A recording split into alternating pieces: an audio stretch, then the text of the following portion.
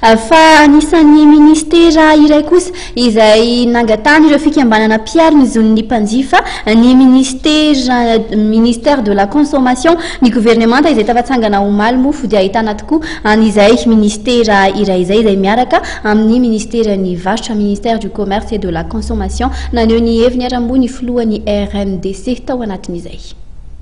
Efa ela no nilaza ireo fikambanana samihafa miarina izony mpanjifa fa tokony ho hisy ny ministère de la consommation. Nisy ny ainy ny fangatahan'izy ireo. Voatendro ministra izany départementa izany omaly Andriamatoa Narson Rafidimanana fa kosa nampiarahana tamin'ny ministèran'ny varotra izany ministère de la consommation izany. Ministre du commerce et de la consommation, Monsieur Rafidimanana Narson.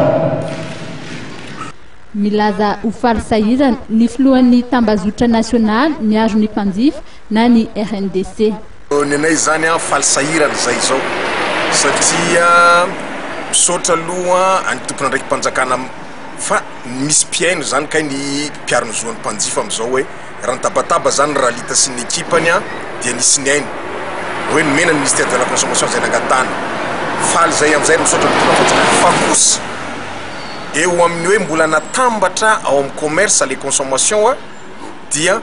mbola tsy maintsy misy rafitra ngeza be zany direction générale ny consommation zay ifandaminana ho fiaraha-miasa amin'ny minga ministra zay atao hoe namana ihany mba aprindra tsara ny zavatra tiana tongavana amizay hoe fiarovana ny mpanjifa zay tsy resaka fanjifana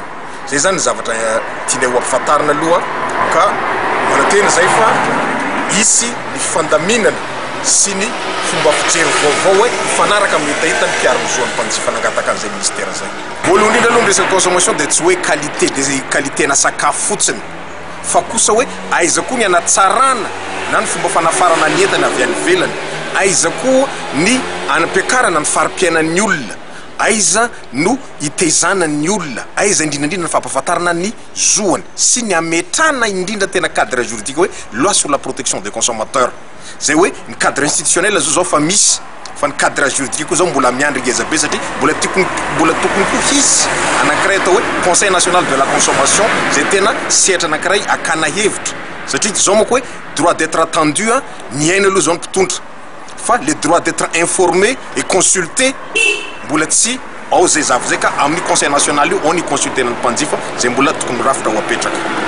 Voalazan'ireo solotenan'ny fikambanana mpiarina izy mpanjifa fa tsy ny lafiny ara-sakafo ihany akory no voakasiky ny antsoina hoe fanjifana fa ao ihany koa ny resaka solika sy ny raharam-panjakana samihafa toy ny eny amin'ny fitsarana izay misy ny sarany alohan'ny vahoaka.